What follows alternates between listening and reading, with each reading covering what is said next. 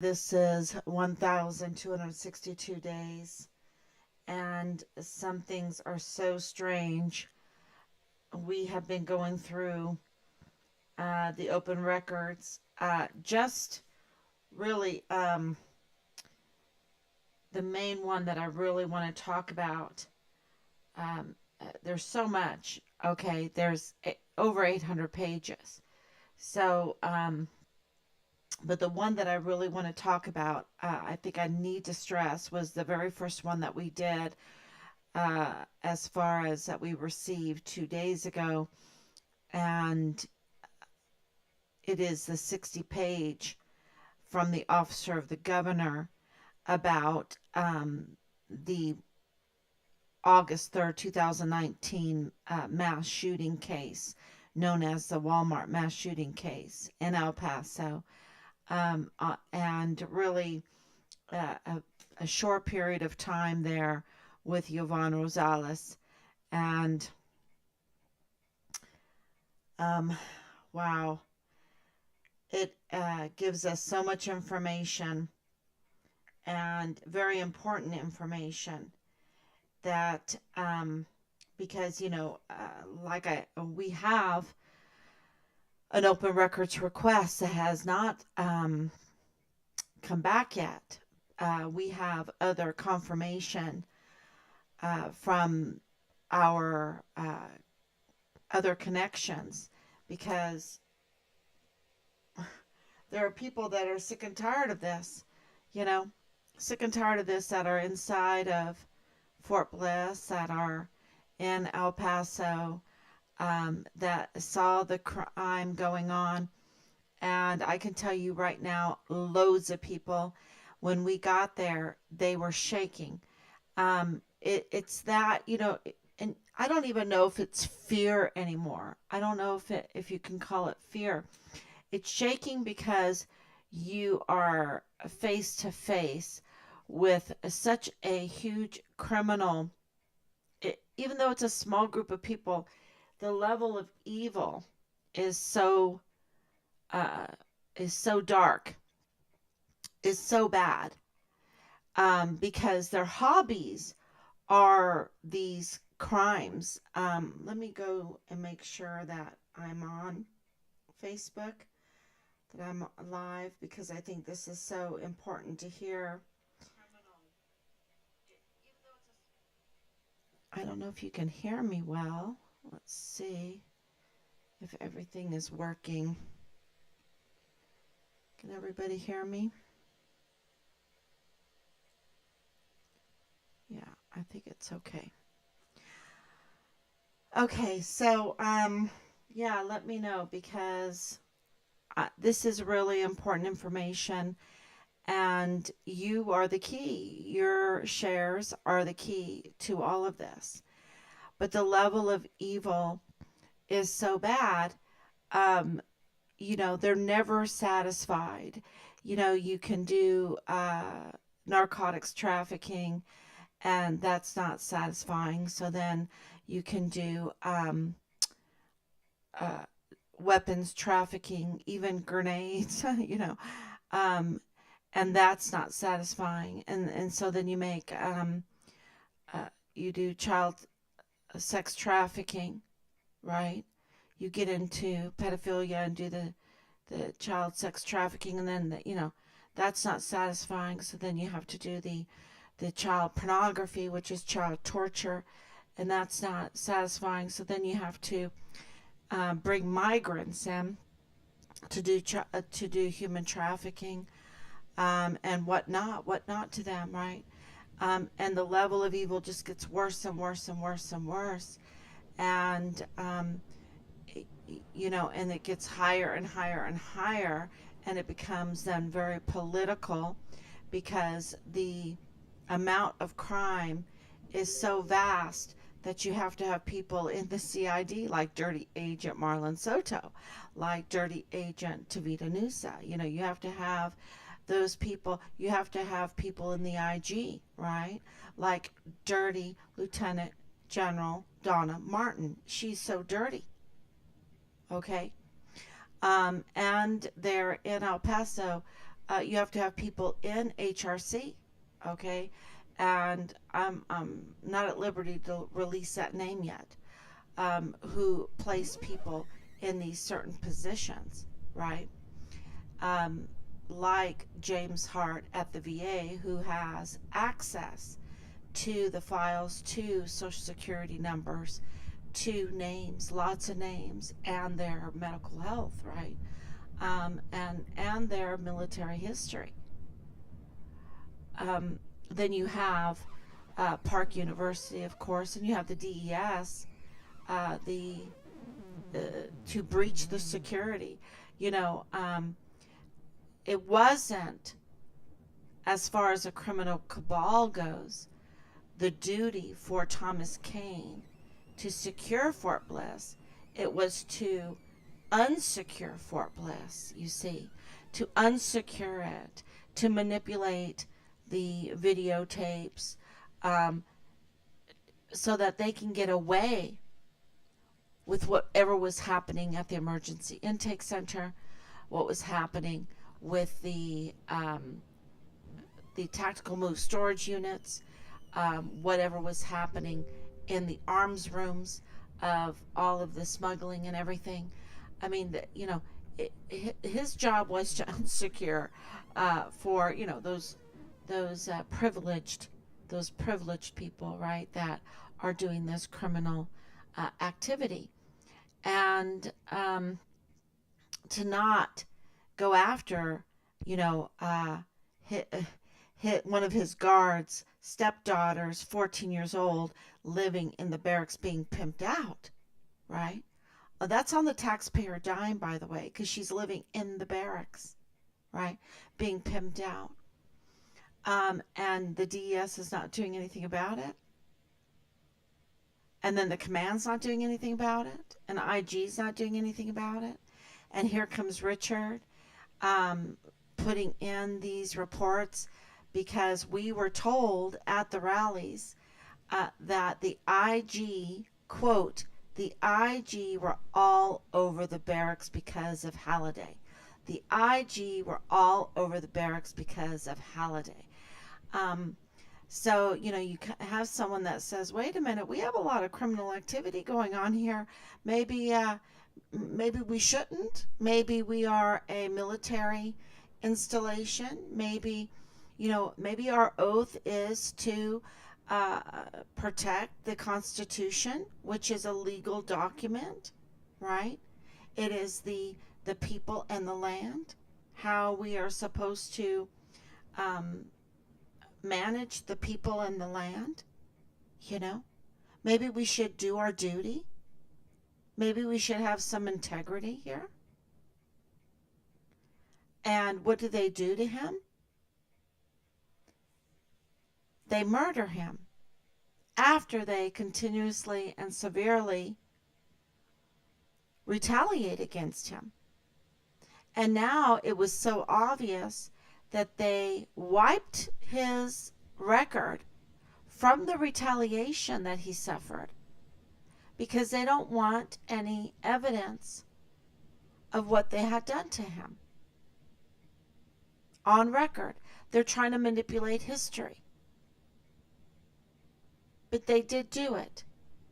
And they seem to have done the same thing before. Richard wasn't the first. Remember, I've been saying that. Richard wasn't the first.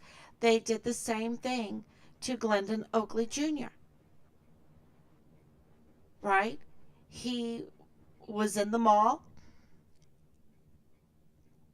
He heard the shots in the mall. He saw the M4s in the hands of mall cops.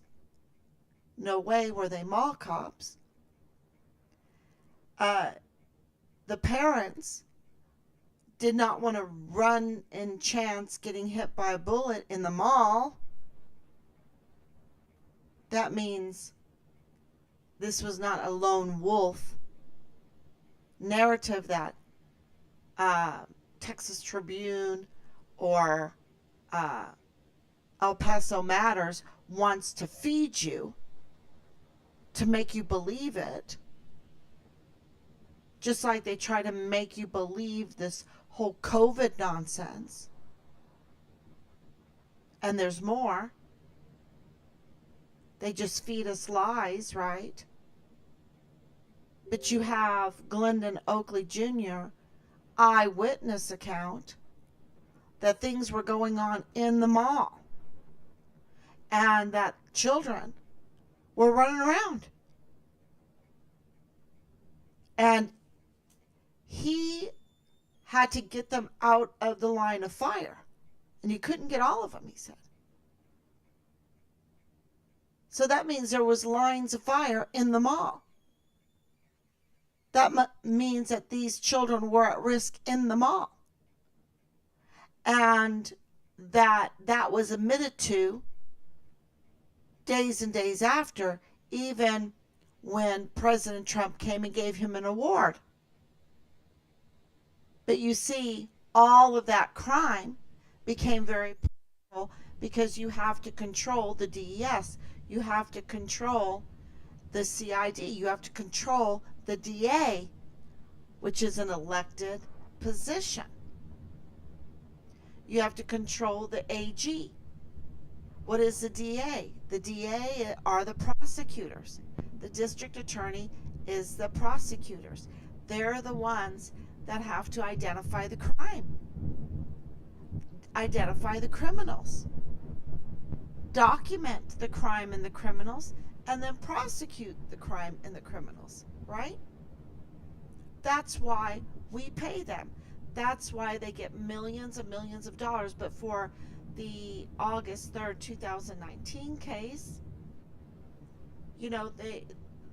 it's been millions and millions of dollars, and now we have this little bit, only 60 pages of open records, and it screams negligence. It screams politics. It screams like, political infighting. It's like a gang war.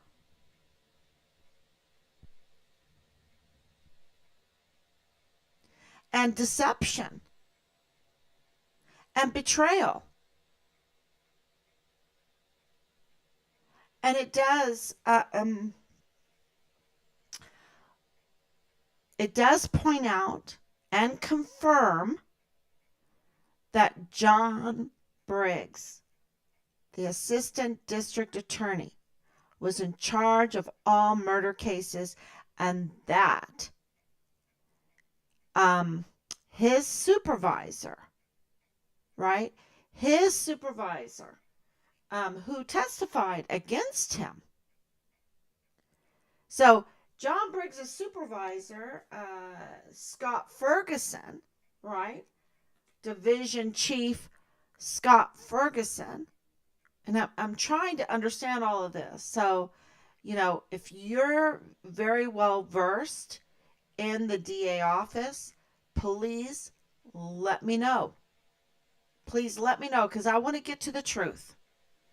And from what we understand, Scott Ferguson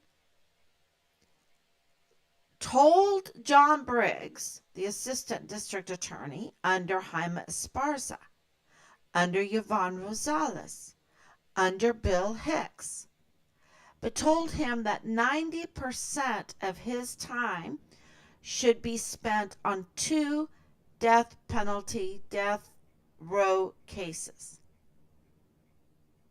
Okay?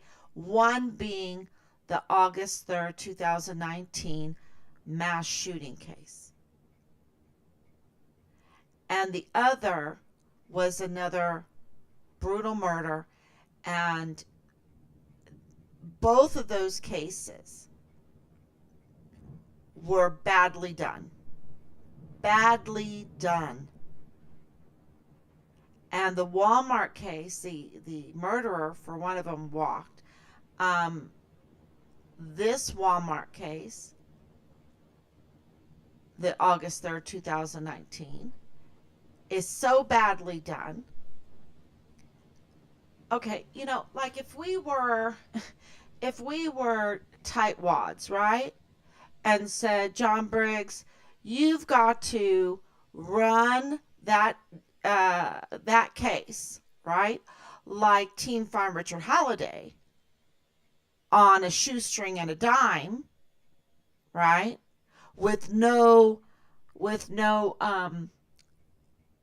big staff, with no tools, no access to all of these great tools, law enforcement, security, um, uh, uh, intelligence files, and all of that, with all the connections. You have to run it like that.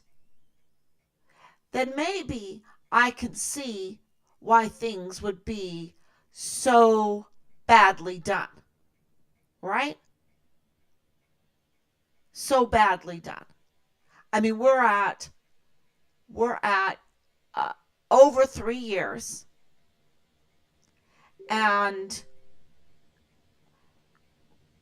it has taken, because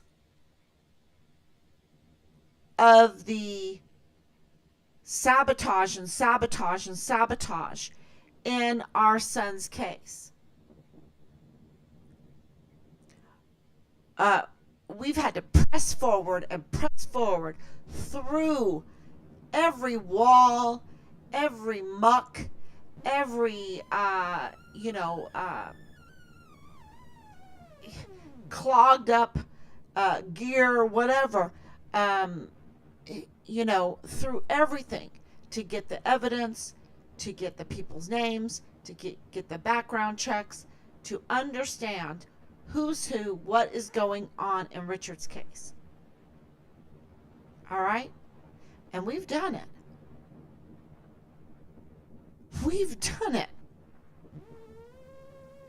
The Walmart case, the August 3rd, 2019, is over 4 years old.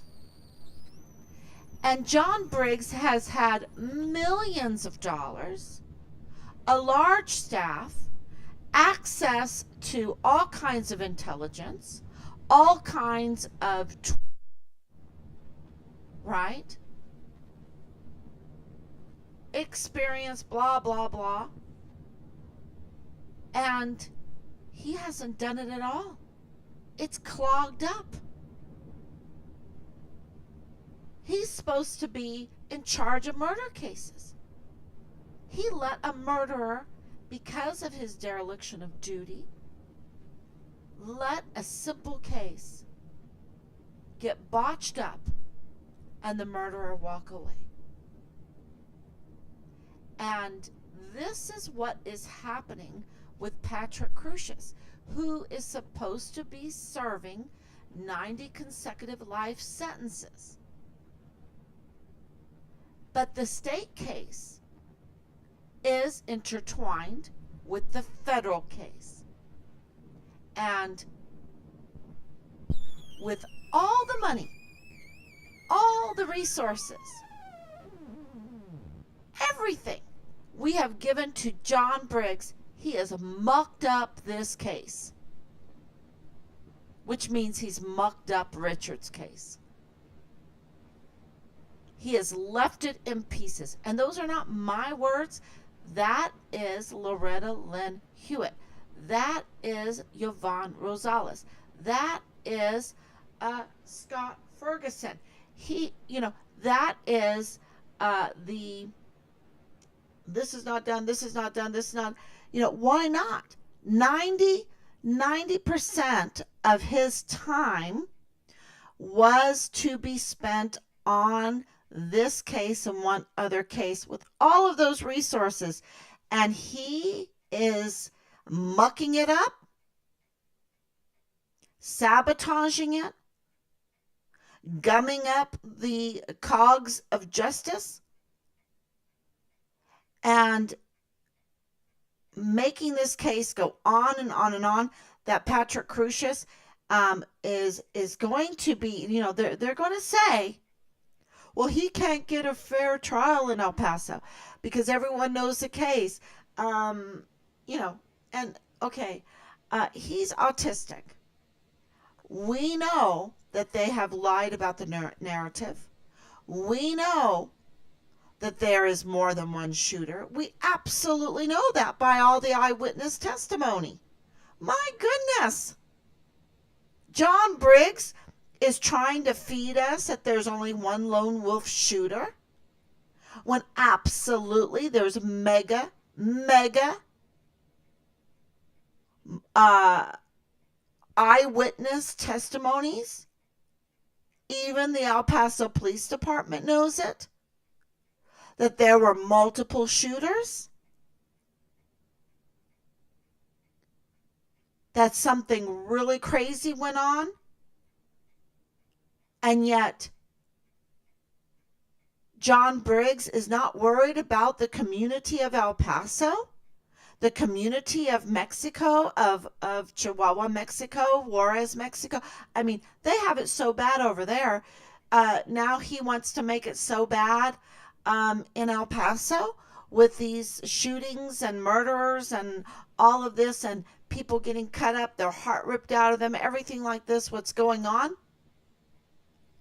And this mass shooting, and now he wants it in the El Paso community, because who is he answering to? Because it's not the people of El Paso. Because the people of El Paso has given him everything. And in 4 years, with everything, he has done less than what we have done in just a couple weeks, finding out that Richard's case is intertwined with the Walmart case.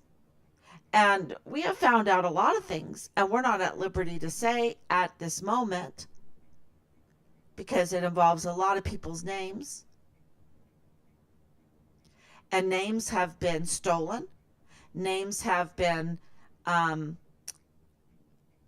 stolen and used and everything. So, you have to be really careful with all these names. Richard's identity has been stolen. Glennon Oakley Jr.'s name and identity and his social security number has been stolen and being used. Same thing with Richard.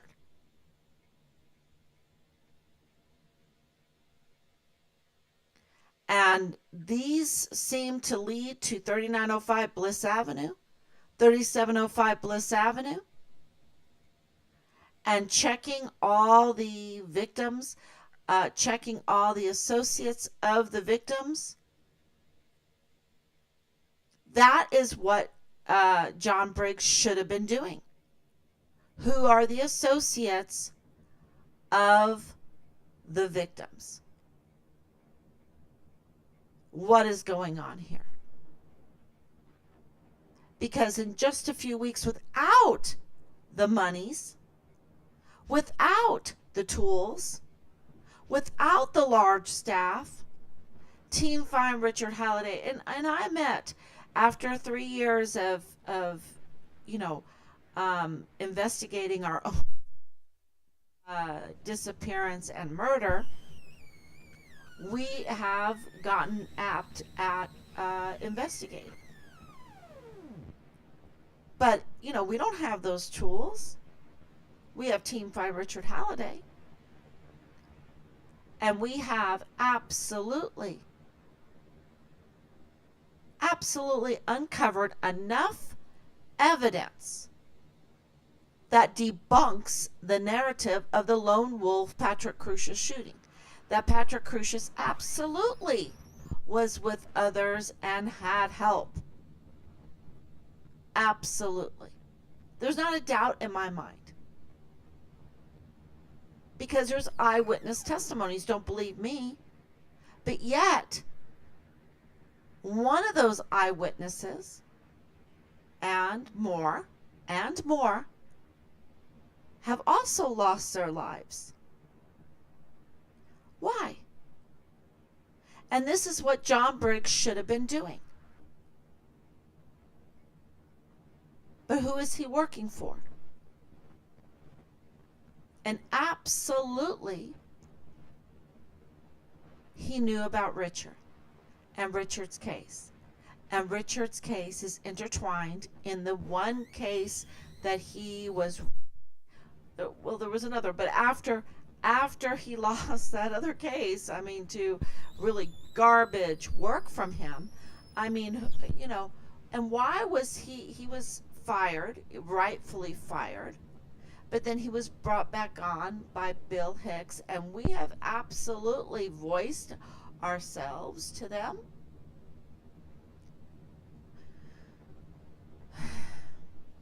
Why is he brought back on?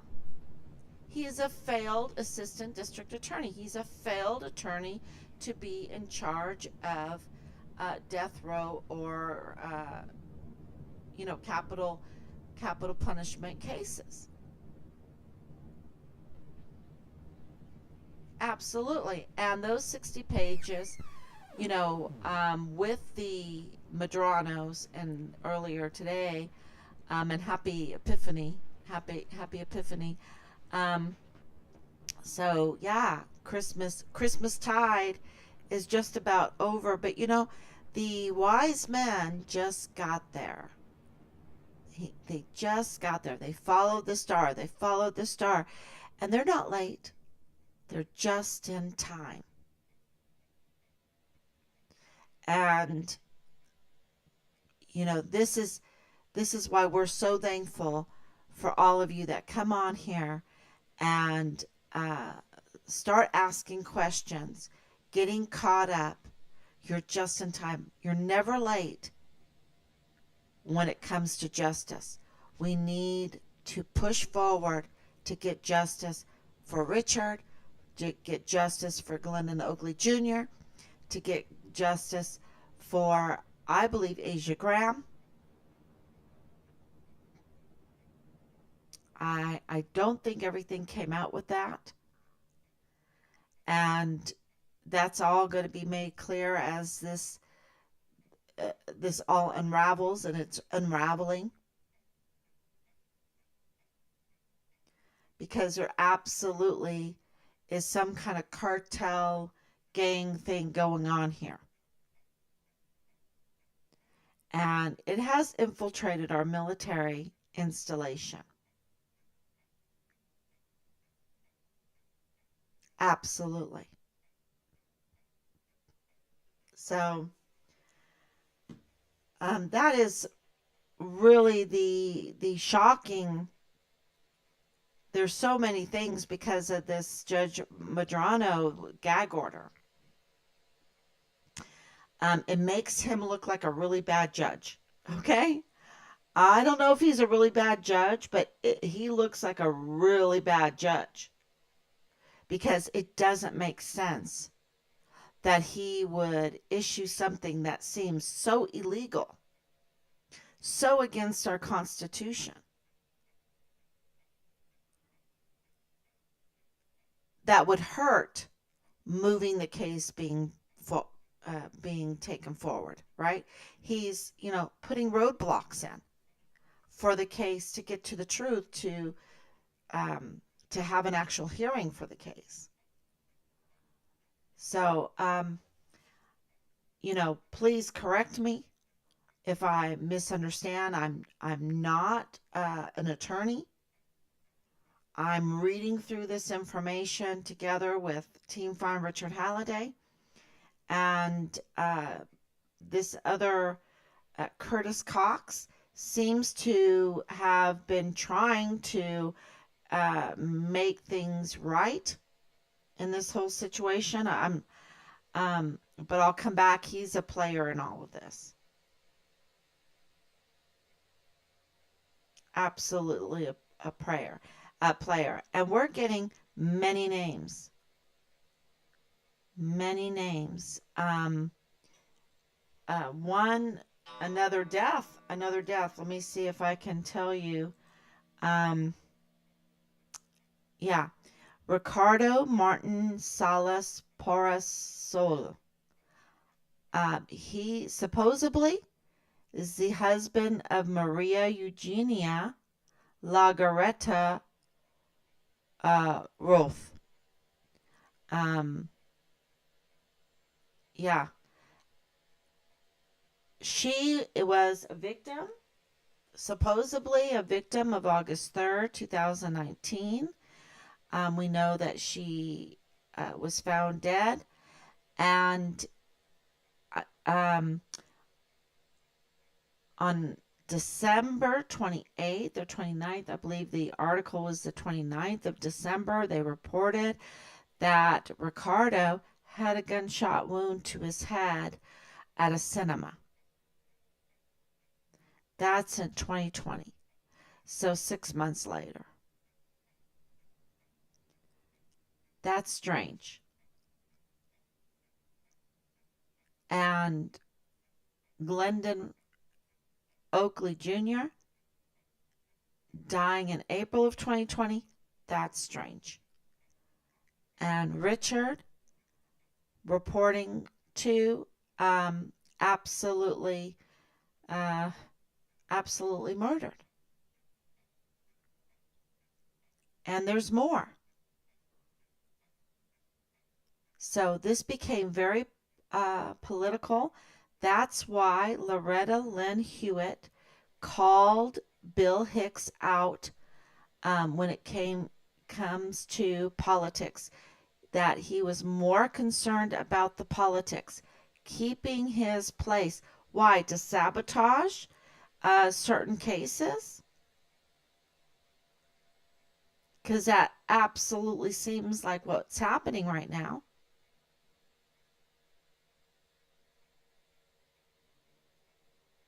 But she called Bill Hicks out on his politics, that his job was to keep that DA office, to keep that seat. We couldn't have another Yvonne Rosales coming in that was not controlled by whoever controls Bill Hicks, whoever controls John Briggs.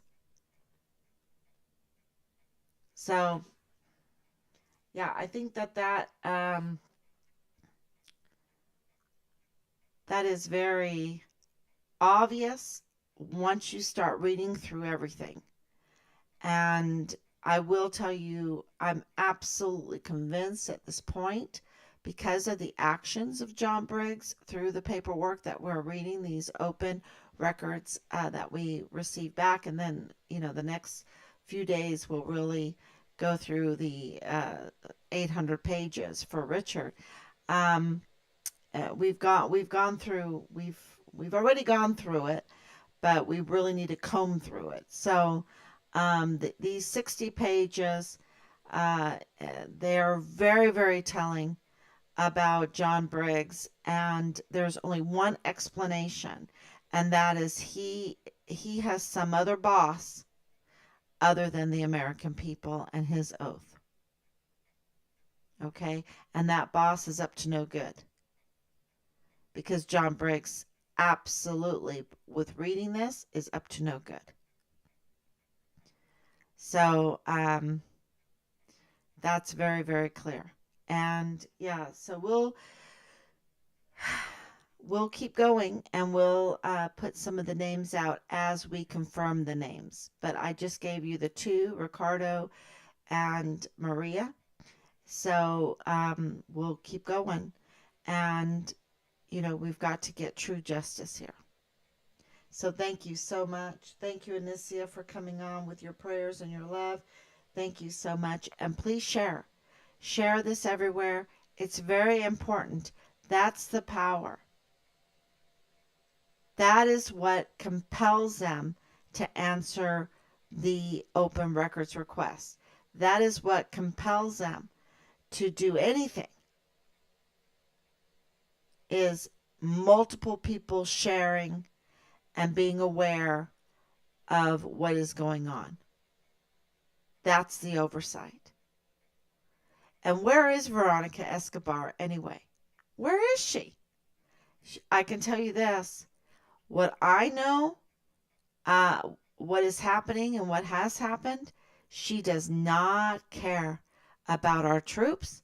She does not care about our children. She does not care about our women. She does not care about our men. She does not care about Hispanics. No way. She does not care about the migrants. No way. Because no one that would care would just do nothing. and let all of this happen in such a dangerous, dangerous way. So, yeah, thank you so much. Okay, everyone, God bless you. And please share, and I will be back on tomorrow.